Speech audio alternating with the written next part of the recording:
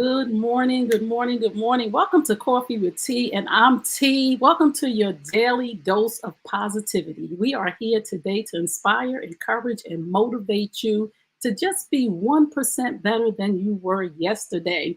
I am so excited to be here with my guest today. This is going to be awesome and amazing because this sister is bad. And when I say bad, I mean Michael Jackson bad. So I want you guys to get your notebooks out, your pen, your paper, your tablet, however you take notes, because she is about to school you. You're about to learn the most amazing things from her journey in life.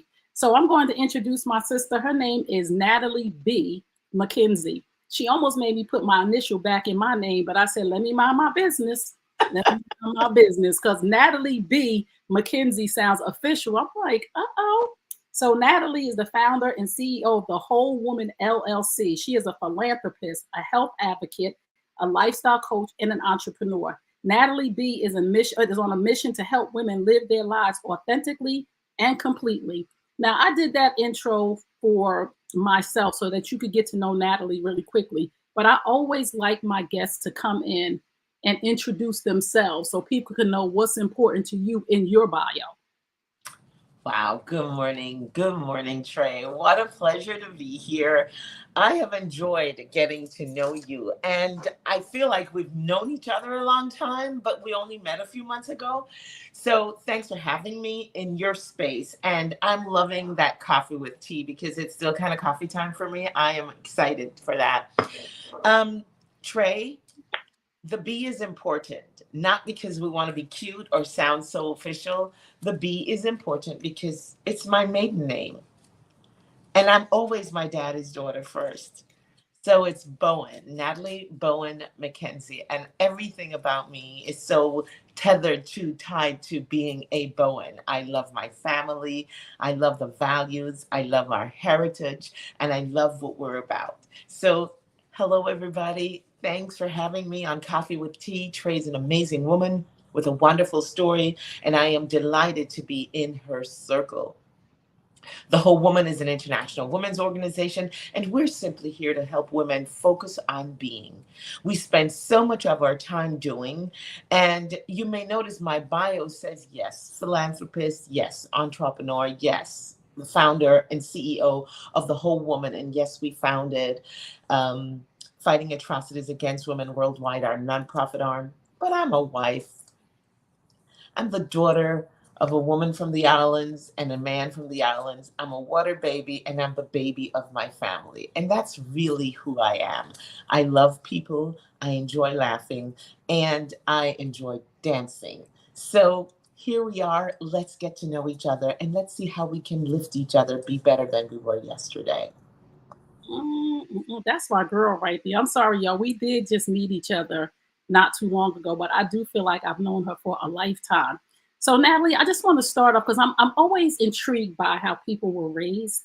So, can you talk a little bit about your relationship with your mother and your father? Ooh, I am the baby of 13. So let's give you Oh, I did say 13. And you'll hear me say I am the baby because I just hold that so dearly. I'm the baby of 13. And to give you context, my mom was mid 40s and I'm no spring chicken. I know, right? When I was born. So by the time I came along, she was told all the reasons why I would not be a viable pregnancy and she should not have me and it was not safe. Well, if you knew my mother, you would understand that those are fighting words because you don't tell her what she can't do. And she certainly wasn't about to get rid of her baby. My dad was 16 years older than my mom. So by the time I was born, my mom was about 45 or so, and daddy was 62. So I have older parents. My oldest sibling turns 80 years old today. Happy birthday, Sister Millie. And yes, I still say Sister Millie all these years later. We all do. And family is everything to me. I grew up on the island of Jamaica, and my happiest moments are with the sand between my toes, the sun kissing my face, and the ocean breeze and wide open sea. We're open water swimmers. We spend a lot of time on the ocean. We eat from the ocean, and family is everything. Um, yeah, that's my story. I went to an all girl high school. I started college in Jamaica before I moved to the US on a scholarship. So I'm very much Jamaican. And I've lived here in America for over 30 years and I love it. Family is everything. I'm glowing and gushing because I get to be with my entire family in a matter of days in Jamaica where life is grand. You know, I tell everybody my superpower is love and I'm happiest on the beach with a mango. The rest Mm, of it you can keep. yes, I It's love really it. very simple for me. Oh my good family is so important. And I come from a very dysfunctional background.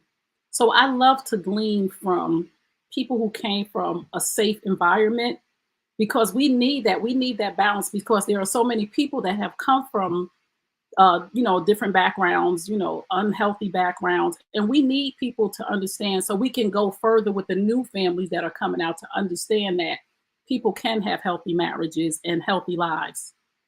You know, Trey, I like the way you set that up because I'm from an intact family, but there's nothing perfect about it. Um, my parents were not arguers and fighters, but I think because by the time I came along, they had long established that there were two type A personalities that were going to respect each other for being who they are. And my father understood very clearly that my mother was not going to be anything but loved. And my mother was very clear that she could only push my father but so much. So when people respect each other and meet them where they are, they recognize that they have one responsibility and it's to love each other. Mm, And that's what they did.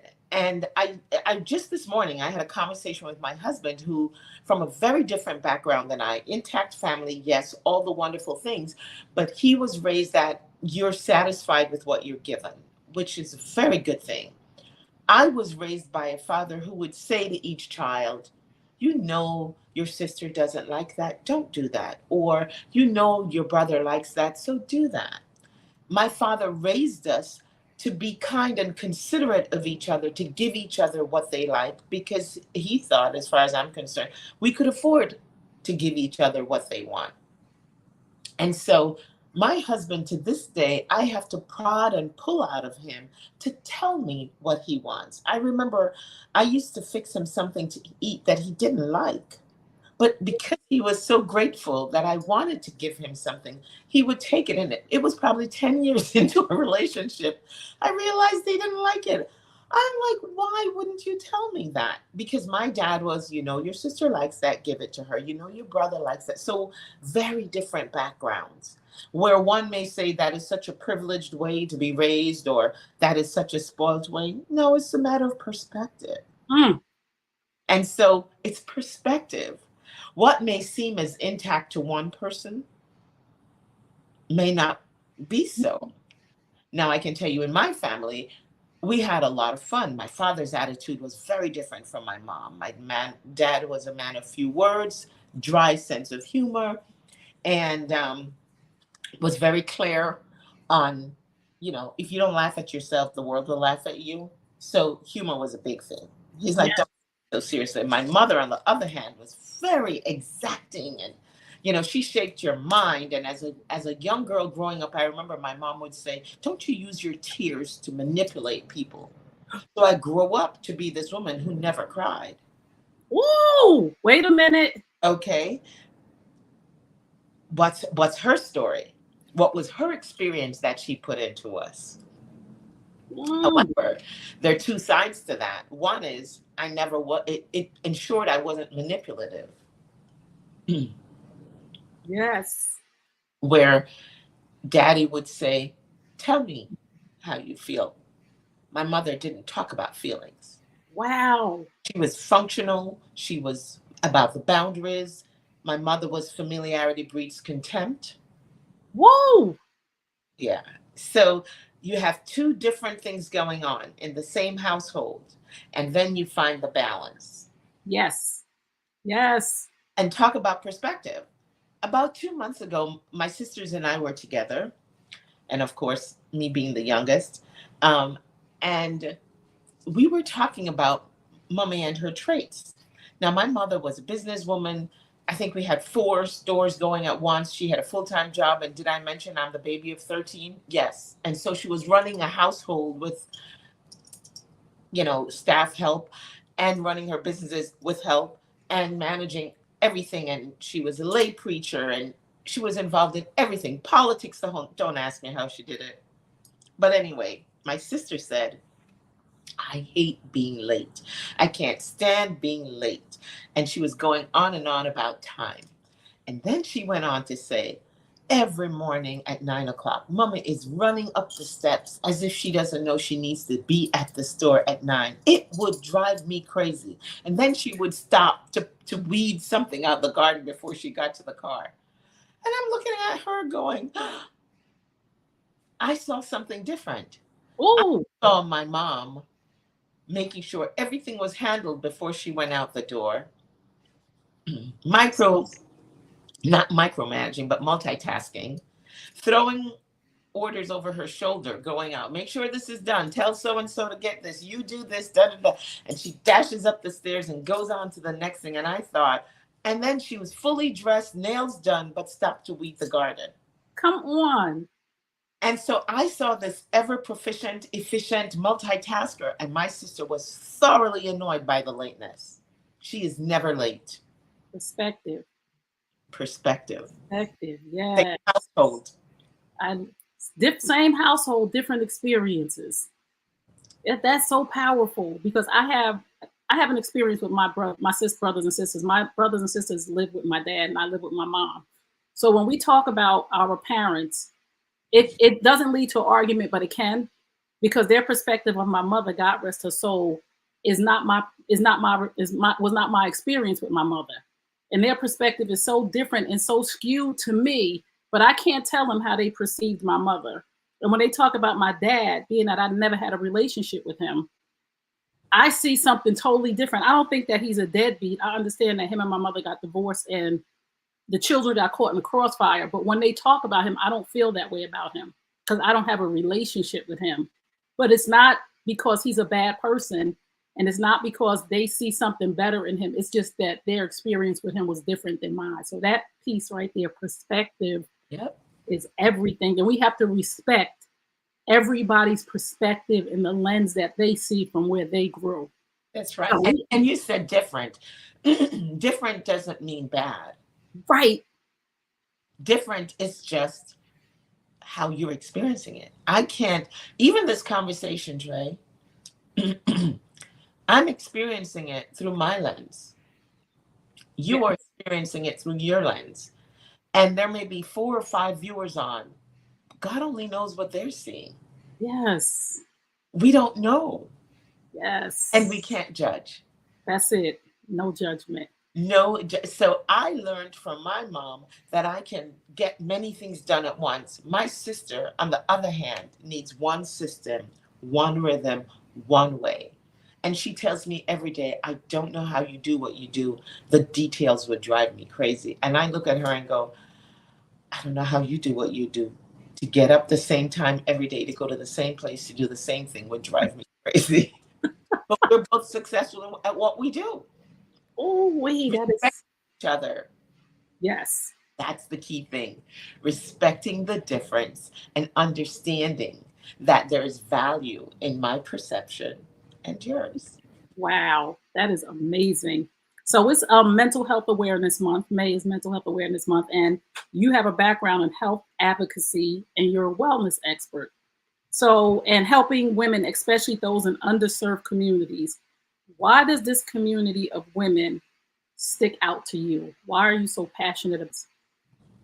Well, something as simple as a massage. I can go get a massage and not pay $1 because my health insurance will cover it. Because I know how to access the healthcare system and I know how to get the services and the benefits for which I pay for. The average person does not understand how to navigate the healthcare system or may not even have health insurance that will cover the services they need for wellness. The insurance will cover sick care, but it will not cover preventive care. And we, for the most part, don't understand that this American healthcare system is anything but healthcare. It is sick care. And so this month being Mental Awareness Month is very important, because it's especially people of color, we don't talk about our emotions. We don't talk about our experience. We don't talk about how we feel. Instead of saying something hurts, we get angry. And that, to me, is a place where you break down your own well being. Because if self expression is suppressed, something else is happening. Mm. Now, alter egos show up. All, behaviors that we're not proud of show up. When you lash out at someone, it's because you're not feeling safe enough to say that hurt my feelings. Or what did you mean by that? Because that didn't make me feel good. I'm the queen of saying, what do you mean by that? Mm. Or if I'm not trusting that there is enough love and safety in the relationship, I'll just go quiet. Wow, this is so good. I'm telling you, a lot of people, Natalie, don't know about wellness as opposed to sickness, as opposed to the insurance companies. So you said something powerful that a lot of people may not know that have the insurance that covers massages. They just don't know. That's right. So we have to go and get the information. And you really are passionate about the women who are in underserved communities. If you could say something to those women right now who have just given up, because when you're like underserved, it's like, I just have to take what I can get. Like, what would you say to those women? There is nothing, well, first of all, what I would say to them is life is an illusion. Mm.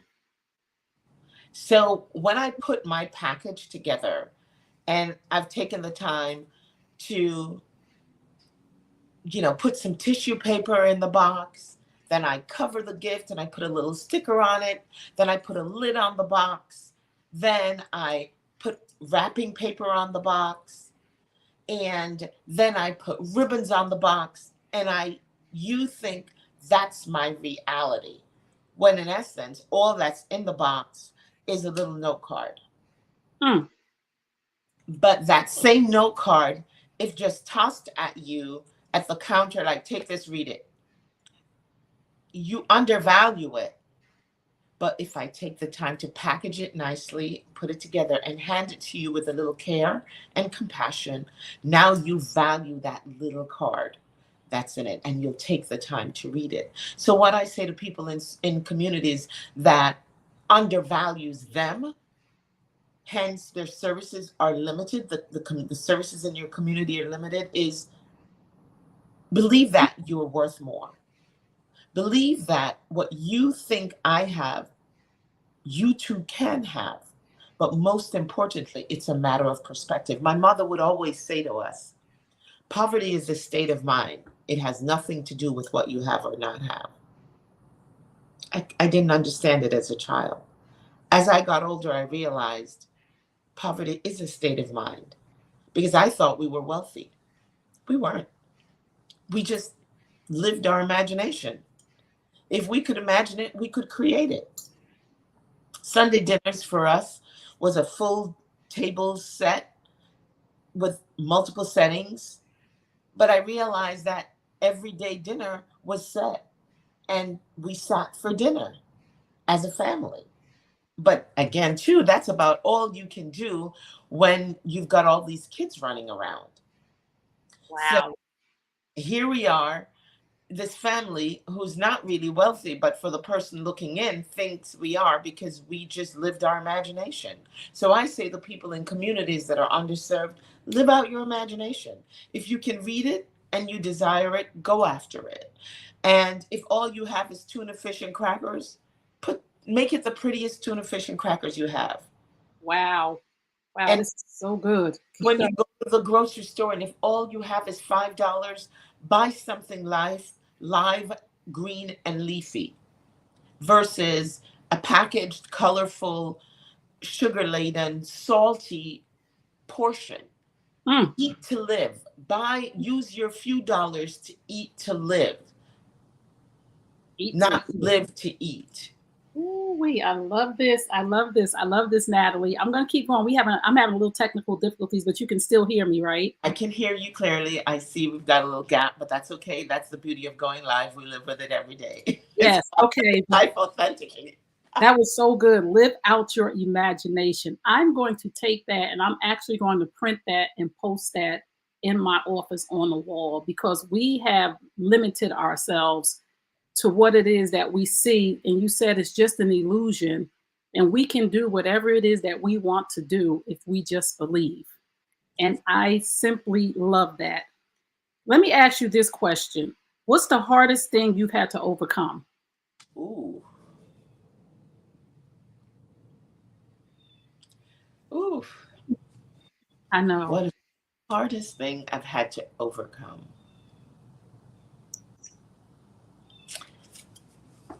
Asking for money. Oh, wow. Asking for money, closing the deal, making the ask. My husband rolls his eyes at me every time. He's like, ask for the deal. And I always say, the business I'm in, the work I do is heart work.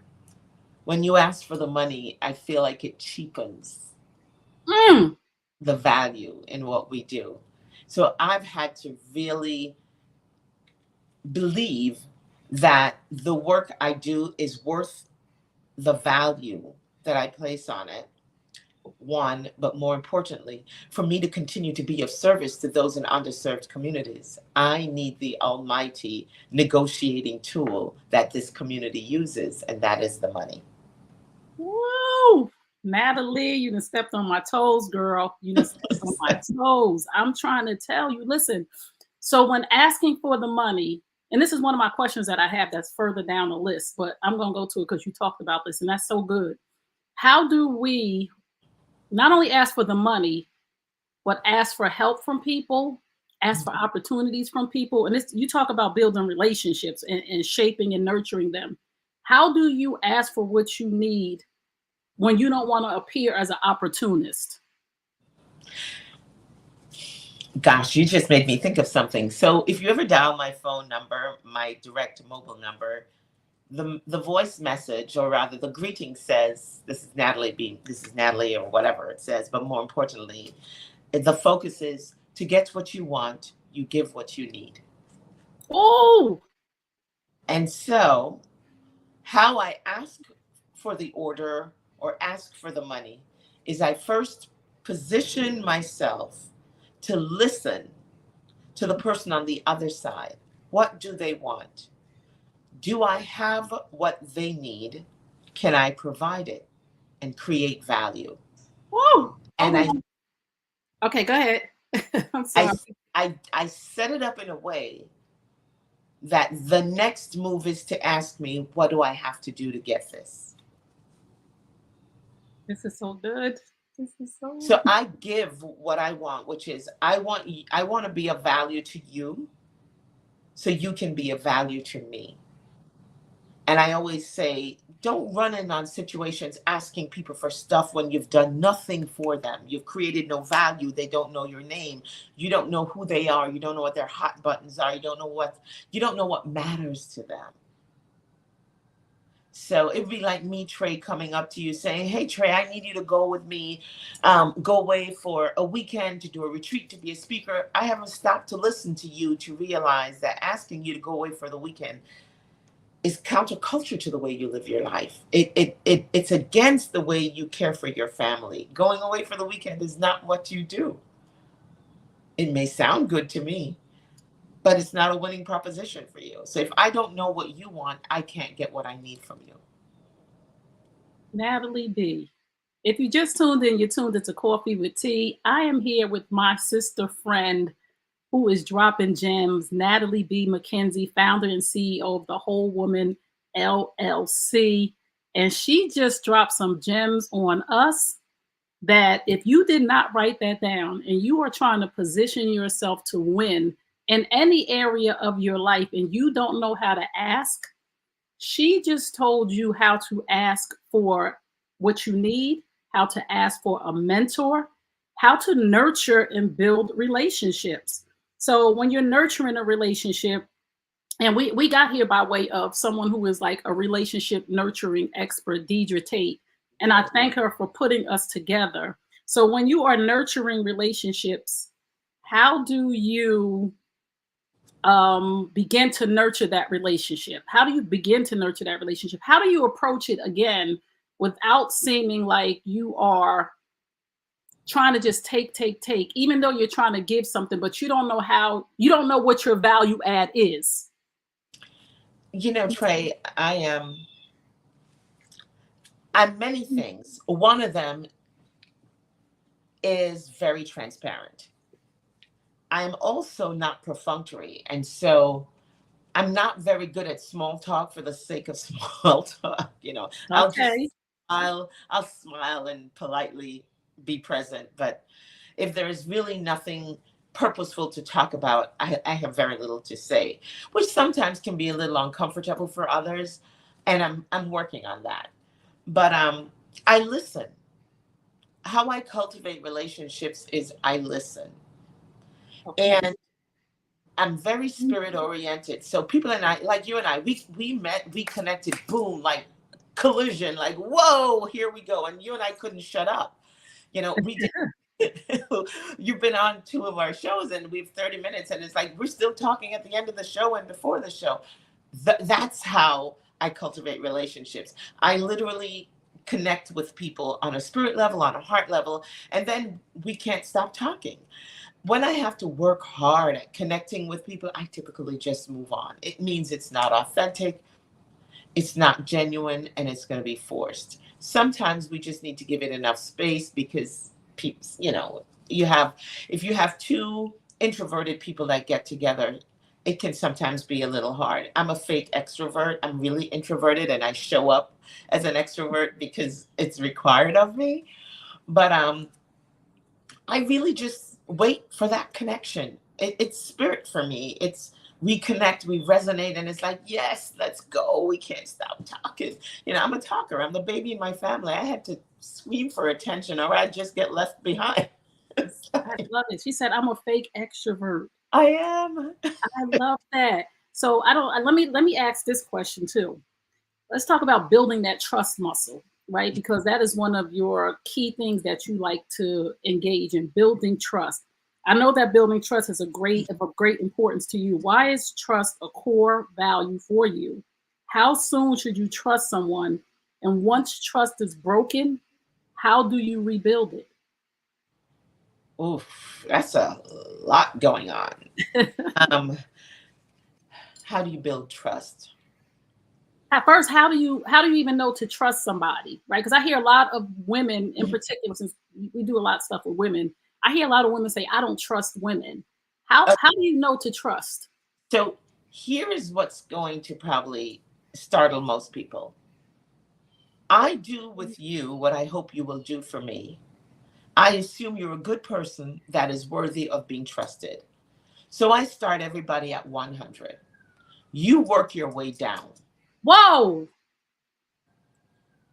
Oh, hold on, say that one more time. I start out at 100, meaning you have my trust. When you prove yourself unworthy, then that's your doing. But I give you what I hope you will give me, which is trust, respect, and some grace that my best person is going to show up with the best of intentions. Wow. So when someone breaks trust with you, how do you rebuild that trust? And is it an obligation of mine if somebody betrays me to even rebuild that trust with them? So before I try not to use terms such as betray because betrayal suggests judgment. Oh, I I own everything. I own my behavior, I own my interpretation, I own my experience, I own my words, which means I am responsible for the way I interpret our interaction. So if I've started out with giving you trust and respect, and you have given me something other than that, I make the assessment that, okay, I'm playing checkers, I'm playing chess and you're playing checkers. We're playing two different games. That's one. Something else happens and I go, okay, we have different experiences. So you've come to the table untrusting, scheming, conniving, and I've come to the table open and honest. So now I have a responsibility to step back, meet you where you are, and make a determination if we can continue to have a relationship. That's without judgment. That's just, do I have the ability to engage with someone who is playing by different set of rules than I do? If I find that the way you play the game doesn't sit well with me, or it's not adaptable, I don't have the skills to engage with you, I'll just disengage. And that allows. Natalie. No, I'm telling you, you are dropping gems, not just for me, but for everybody, because sometimes we don't know the language. Like you said, I don't use the word betrayal. That's a teachable moment for me, right? Because perception again is everything. And to look back at myself to say, why am I engaging with this person if their behaviors don't align with my core values and the things that I need in my life? So owning it is very key for people, what you just said right now. You have to own your position in this relationship and why the relationship went that way. And again, was it something that I gave off, not to blame myself or anything, but to have accountability for the breakdown in that relationship or the direction which it took. So that is just eye-opening, because trust is a hard thing for many of us, because we've been on a journey where we have not been handled well by some people. So here's the thing. There are levels and layers of trusting. I trust you, Trey, that your intent when you speak with me is positive, good, and kind. That doesn't mean I'm going to hand you the keys to my house, my car, and show you where my deed and will is. There are different levels of trust. So let's keep it real. Nor am I going to come over and start telling you my deepest, darkest secrets. No. However, I trust that we can develop a relationship that may one day get there.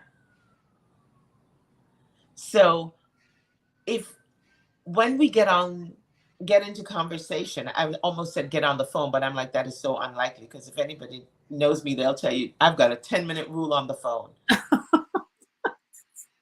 Anything after 10 minutes divulges to gossip. If we're not doing business, we do not need to talk for more than 10 minutes on the phone, because you start to, that is not positive. Like, goodbye, time to go. So.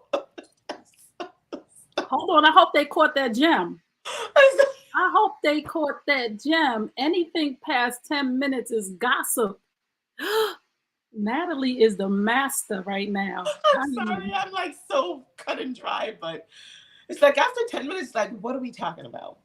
If we are not ideating, planning, going at it, coming up with great ideas, worshiping, whatever, but something that's building, lifting, and growing, then we talk about people. Oh,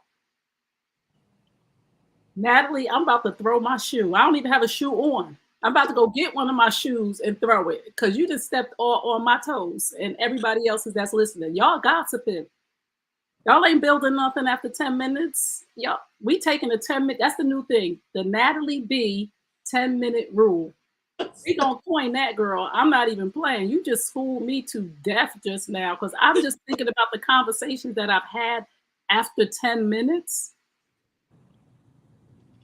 Oh, listen, and you went right into something else. Back to relationship building, right? Because you said, Trey, I like you. I see you. We met, a few months ago. We clicked, we talked, but I'm not giving you the keys to my house, the keys to my car, access to all of the things that I give to my friends. So there's this book that I love by Dr. Darius Daniels, Relational Intelligence. And he talks about where you place people. He said there's friends, associates, advisors, and assignments. Yes. So how do we distinguish between those things without seeming rigid or closed off?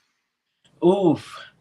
Two terms that are often used with me: rigid and closed off. Because, again, remember that mother's in the back of my head that says familiarity breeds contempt. And then there's my daddy on the other side that everybody loves and laughs and chats with. And mommy is like boundaries, boundaries, boundaries. So just think, here's something real for you. Can't believe I'm saying this out loud. 4-year-old little girl gets sent off to school. And my mother's words to me were, they don't have to like you. They just have to respect you. Who tells a child that? So I go to school. I'm going to school to learn. I'm not coming here to make friends. I got all these friends back at home. You don't need to like me. Just don't mess with me. Who does that? Ooh. So fast forward many years later, decades later, I'm mid-40s and I go, wait a second. I'm still carrying that. And that creates boundaries. How do you foster loving, open relationships if you're walking around life with boundaries? So I had to do a little work on myself. So let's talk about boundaries though, because boundaries are necessary. When Mm-hmm. does it become, or you tell me, are boundaries necessary, and when does it become over the top or rigid when you're setting boundaries around yourself? Because again, with that trust thing, right? Because I love the things that you think about and the things you like to talk about. Because again, with that trusting, we've stopped trusting because something happened, and maybe we thought it's time for me to set stricter boundaries. You know? You just said it. Something happened. And an exercise we do when we gather is I often like to ask women, when we're settled, and it's rhetorical. You don't need to tell us out loud, but think about it. When was the first time your little girl was disappointed? Mm. What happened and who disappointed you? Now, that may be something not to be discussed publicly, but sometimes women will say what that experience was. After I've asked that question and we ask people to be raw and honest with themselves, then I ask, who would you be today if your little girl had never been disappointed?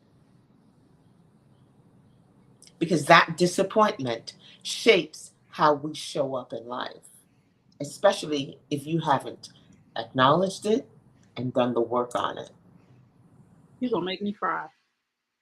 I'm so serious. Like, you really are gonna make me cry right now. We learn to not trust because we came up in a non-trusting environment, or we learn to love because we came up in a loving environment. So it's really easy to hurt my feelings because I start at love. Mm. That's what I know. That's what I knew. But I also know it's not a popularity contest. You don't all have to rally around and like me, because if everybody likes me, it means I'm not really standing for anything. Have your standards. Have your standards, but have your standards in a loving way. Your boundaries, be careful, because I'm now working on something called the spirit of offense. Most of us live our lives offended.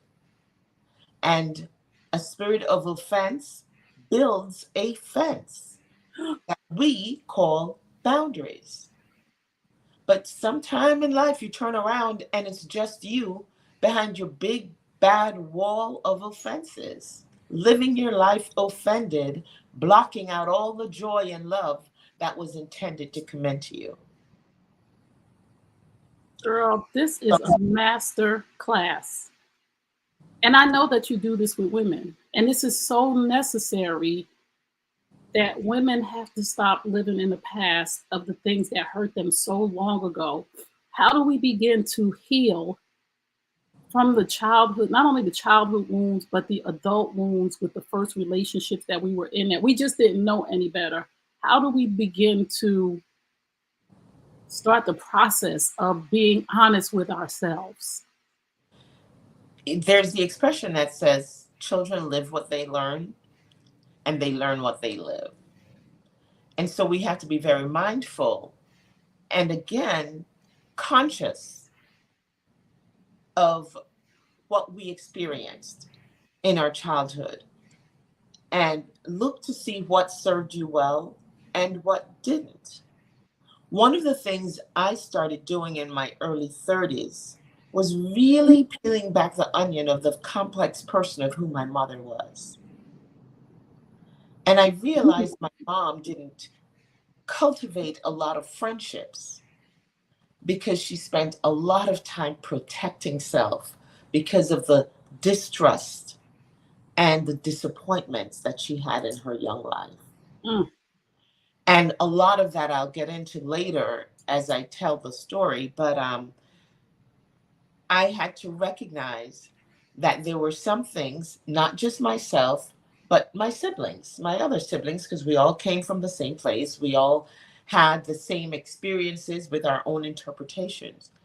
But how much of your parents' experience that they then pass on to you because of their attitude or lessons that you were living in your life, but it had nothing to do with you? My.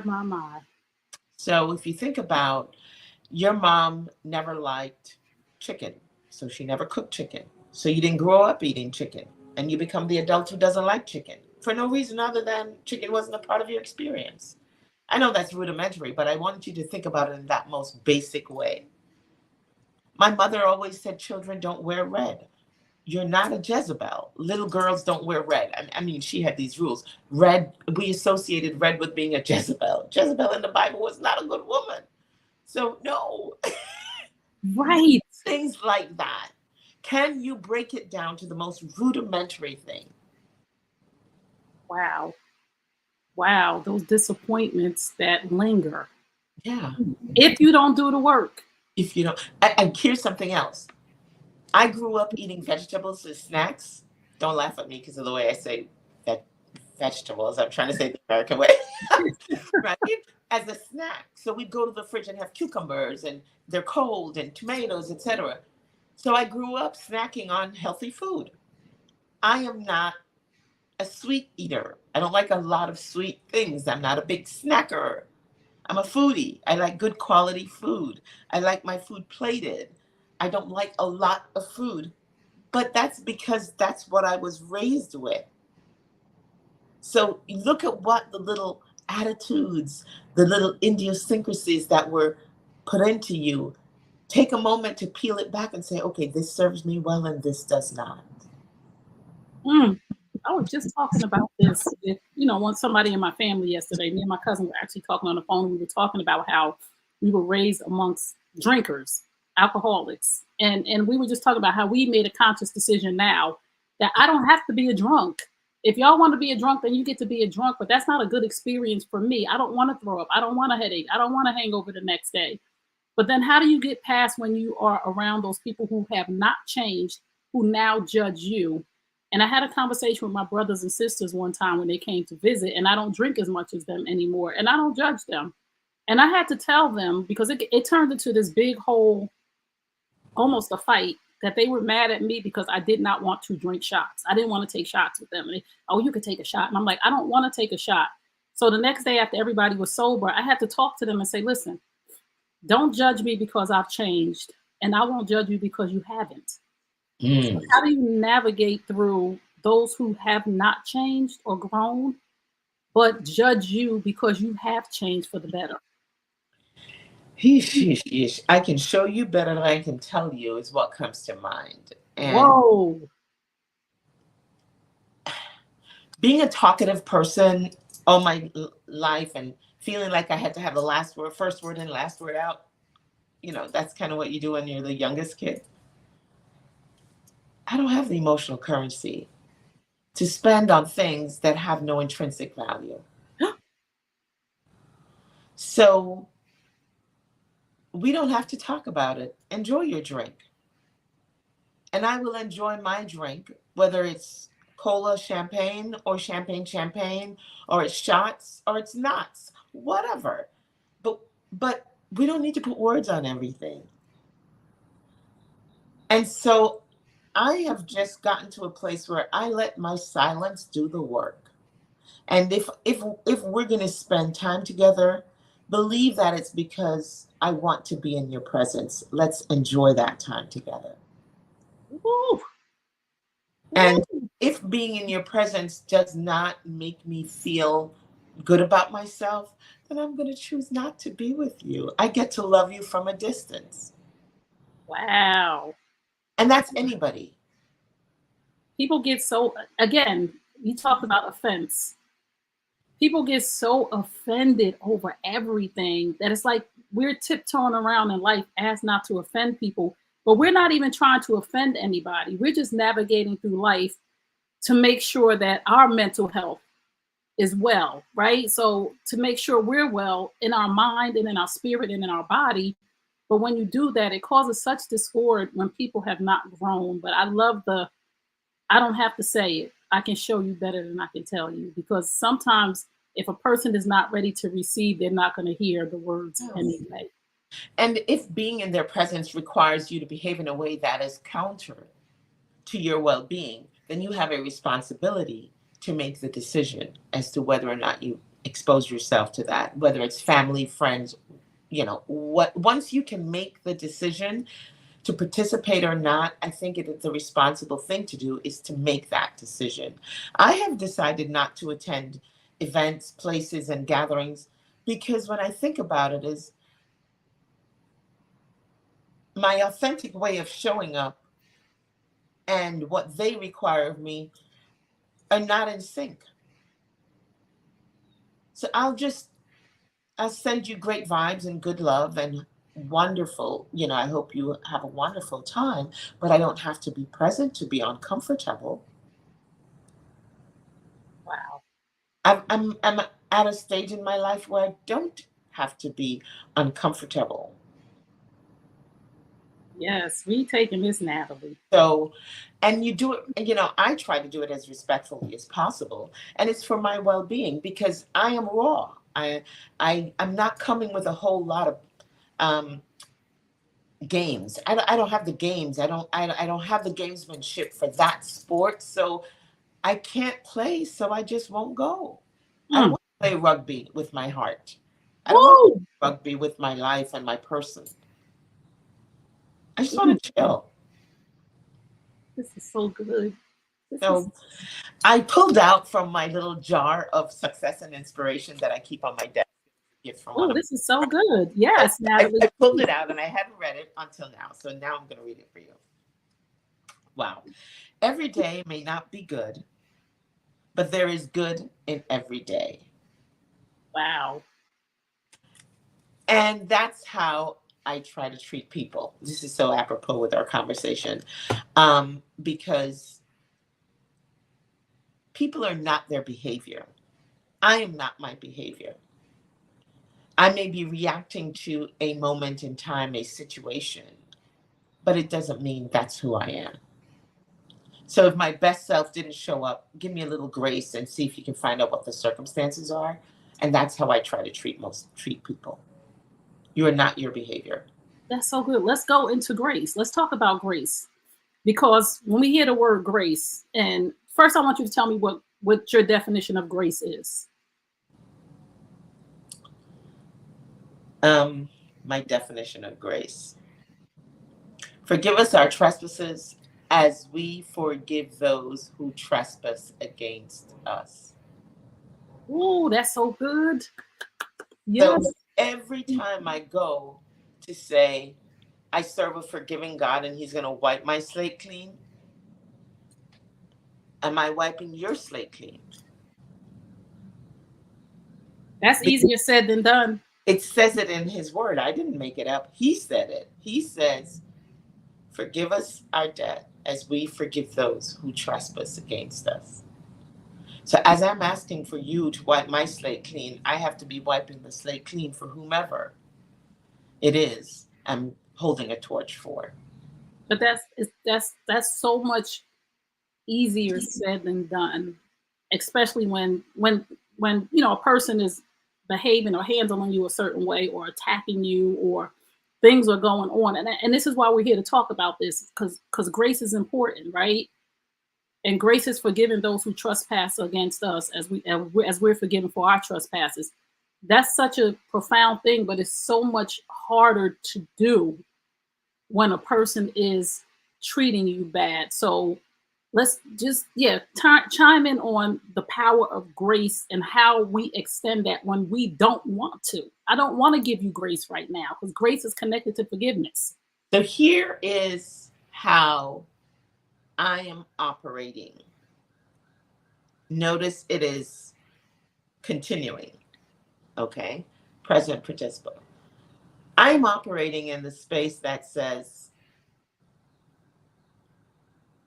if I get to the place where you are, which is you're being your best jerk right now, and I operate at your jerky level, then it just makes me a bigger jerk. And it's going to set me back from where I'm trying to go. And I have seen how my life is blessed when I rise above. That doesn't mean it doesn't hurt. That doesn't mean I don't still in the back of my mind for 2 seconds just want to stick pins in your eyeballs or whatever. I'm human. We're human. But after you get through that human experience, the key thing is to say, okay, hold up. Let me think about this. Who is Trey at her core? Does Trey want to really hurt me? Or is Trey trying to tell me that I did something that was so hurtful that she's trying to get my attention to not be hurtful to her? Or maybe it wasn't me. Trey might be living out that childhood experience that taught her that the way you communicate your disappointment, your hurt, your regret is to go on and hurt. Because what do we say? Hurt people hurt people. And at some point, I get to make one of two decisions. Trey, we can't play no more, baby, because you are not evolving, and I'm trying to be a better person. And where you're trying to take me means I'm either going to go to jail or I'm going to be dead. So here's what we're not going to do. We're not going to play anymore until we both work past this. Mm. Yes, yes, yes, yes. Some people need to be given space to work it out so you can find the grace within you to be able to love them from a distance. Does that make sense? Yes, that makes total sense. Oh That my doesn't mean goodness. you don't love them. That doesn't mean you don't want to be kind to them. But it just means you can't be in my friend box or my safe box. Because, you know, your safe box is where there's no malicious intent. You know, if you're in a loving relationship, if you have a partner, a spouse, you get on each other's last nerve from time to time. My husband and I love each other dearly, but when we get into an argument, we go at it because we both want to win until one of us goes, wait a minute, what the heck are we doing? This is not this that behavior doesn't fit in this box. And then you're like, time out. That behavior and this box don't go together. Do you want the behavior or you want to be in the box? Pick one. Wow. So what you're saying is, so what I got from that for myself, because this is I'm in the therapy class. I'm in a session now. Grace may require space, and that's okay. Yeah. See, I needed to hear that. Grace, to give a person grace, may require space, and that's okay. It doesn't make me a bad person No. to separate myself from someone to actually give them grace before, like you said, I go to jail. Because sometimes I got to tell Jesus, Lord, if you don't handle this, I'm going to go to jail. I don't want to go to jail. I ain't built for that, Natalie. I don't know about you, but I ain't built for jail. But Okay. sometimes I tell God, sometimes, get your kid, because they all his kids. And I just be like, you need to get your son, because I don't know what's going on with him, but you do. So I'm going to walk away before I snatch him up. And then you're going to be mad at me. Go ahead, Natalie. So we're all going through this process of being better. You know, we're working on being better than yesterday, than 5 minutes ago. Then, how about this, Trey? How about tomorrow we may look at this video and one of us or both of us may go, ooh, that wasn't very gracious. Just think, right? So we're constantly evolving. And because we know that we're still under construction, when things are pricking us, it means that's probably something we still need to work on. We are still under construction, people. If you don't take anything else with you today, understand that each and every one of us is still under construction. None of us have arrived. And we get in this place in our head too of ego. We Mm. start to say, well, this I worked on myself. You know what I'm saying? I did the work. I went to coaching. I went to therapy. I worked on myself. And we stop pointing back at ourselves and self-reflecting. How do we remind ourselves to be self-aware and to not take the splinter out of somebody else's eye before we take the plank out of our own? Because I really focus on saying what in my behavior, what in me attracted that behavior. Did I give off a vibe that wasn't kind and loving, that wasn't supportive? Was I less caring than I usually am? Did I disappoint them in some way? Not that I'm owning your behavior, but I start with, okay, did I attract that or is that all on you? Because it's a two-way street. Now, you could be carrying baggage from a conversation you had 5 minutes before that had absolutely nothing to do with me, but I don't know that. And until I have done a self check to say, okay, how did you show up? Were you mindful? Were you being considerate? Were you stopping to think about that other person? And, or am I carrying baggage from another conversation that's made me hypersensitive, that you said what you normally would say, but because I'm all up in my feelings, as the kids would say, I heard something different than you intended. Intent. Here is something, because I know we're going to run out of time. Effective communication happens when the listener trusts the intent of the speaker and the speaker trusts that the listener is open-minded.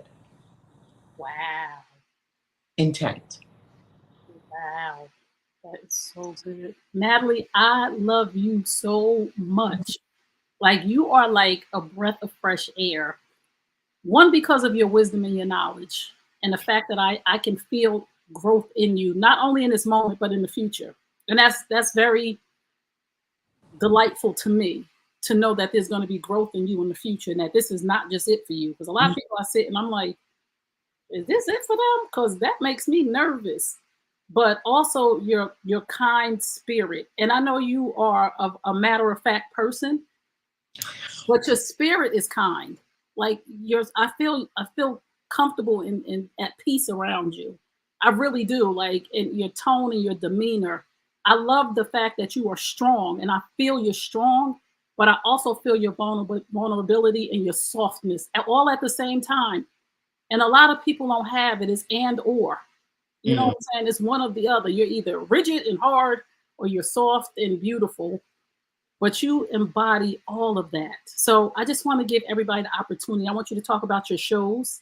Mm. I want you to talk about the Whole Woman podcast, and I want you to talk about the other, what's the other show that Living life authentically. yeah, Living Life Authentically with Natalie B. I just want you to tell the women and men where they can find you and just feel you on a regular basis. I'm so glad you said and men, because the whole woman, really who we are, is we're a safe space for women to show up to be the best of themselves so they can be great mothers, great partners, great wives, great professionals, great everything. We love our men and we focus on being our best selves so we can show up as the best partner for our men. And so we are all about loving, supporting, and protecting our men, especially when we're mothers raising sons. So we never not think about our men. I'm married to a very strong Black man, and the wisdom that he comes with causes me to, as the kids say, level up every day, because every day he provokes me to be better. As for the whole woman, we're usually live on Facebook on Mondays throughout September through June. Well, We have gone on hiatus early because we are merging our podcast, which is the Whole Woman podcast, with our live show, Living Life Authentic with Natalie B. McKenzie, for them to return to you in September. A whole new format, different types of guests. We're going to be focusing on what we know and what we do and we're passionate about: health, wellness, relationships. And of course, we'll continue to do what we've always done, which is celebrate, promote, and highlight women entrepreneurs, people making a difference in the community. And I say people because men and women. And we want to really showcase our leaders who are changing the communities that they're responsible for leading. So we're holistic in our approach. We'll be back in September. We still will continue with our retreats. We do retreats in fall and summer. We've partnered with Diageo North America, where we get to do this amazing retreat for HBCU female presidents, again, creating another safe space for women who are touching so many lives, the young lives of our young Black and Brown students in HBCUs. So we have a lot going on. We're taking a little break. The summertime is when we always get refreshed and we come back and we blow it out. So stay tuned because you will be hearing from us. It will be called Living Life Authentically Podcast with Natalie B. McKenzie.